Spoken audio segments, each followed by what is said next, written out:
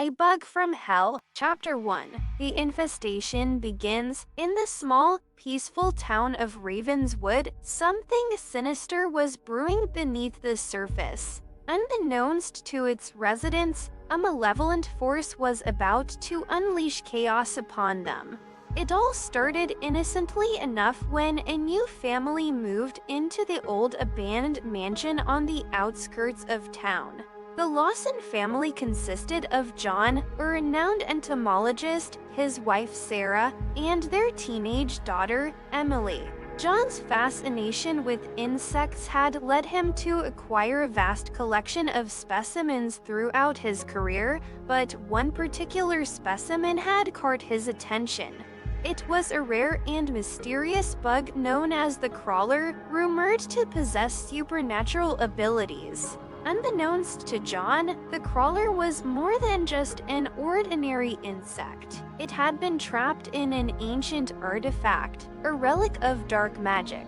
As soon as John brought the artifact into the mansion, a malevolent energy awakened, and the nightmare began.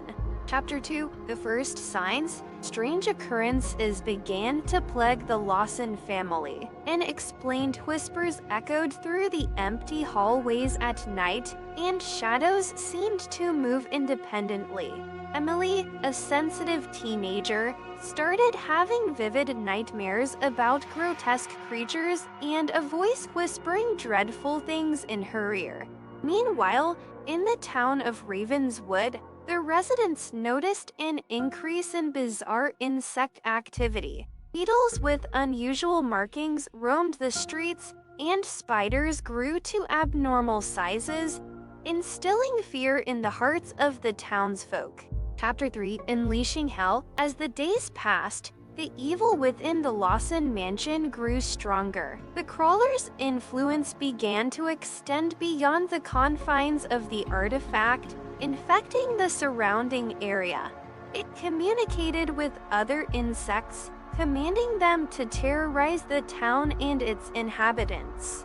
The townsfolk soon found themselves trapped in a living nightmare. Swarms of bloodthirsty mosquitoes plagued the streets, draining the life from anyone unfortunate enough to cross their path. Locusts descended upon crops, devouring them within minutes. People reported being bitten by spiders and centipedes in their own homes, their bodies covered in painful welts.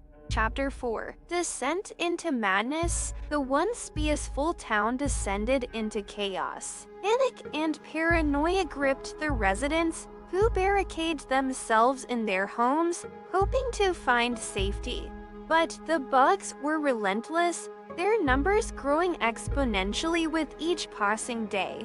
Emily, tormented by her nightmares and desperate to end the nightmare, convinced her parents to seek help from a renowned paranormal investigator named Dr.